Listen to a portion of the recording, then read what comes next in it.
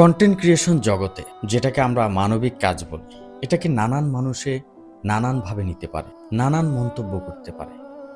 কিন্তু মানবিক কাজ করা এটা কিন্তু সবার দ্বারা সম্ভব হয় না। এটার জন্য সৎ ইচ্ছা লাগে। আপনার অর্থ আছে কিন্তু আপনার মন নেই, মন মানসিকতা নেই। হাজারো কন্টেন্ট ক্রিয়েটর বাংলাদেশে এখন, প্রত্যেকটা কন্টেন্ট ক্রিয়েটরের ইচ্ছা একটাই, সে যদি এই প্ল্যাটফর্মে সফলতা অর্জন করতে পারে, মানবিক কাজ করে যাবে। আমরা ইতিমধ্যে অনেক মানবিক লোকদেরকে দেখেছি, যারা সেলিব্রিটি পার্সন, ভাইরাল পার্সন, তারা কিন্তু মানবিক কাজগুলো করে যাচ্ছে। এটা আমাদের জন্য একটা গৌরবের বিষয়। এখন আমরা চিন্তা করি সবসময় যে এই লোকটাকে সাপোর্ট করলে কি হবে, এই লোকটা যদি ভাইরাল হতে পারে কি হবে, এই লোকটা যদি ভাইরাল হতে পারে, এই লোকটার যদি ভিউ বেশি হয়। দেখেন, সবাই আপনার একটা ভিউর কারণে যদি এই লোকটা যদি মানবিক কাজ করতে পারে, খারাপ কি?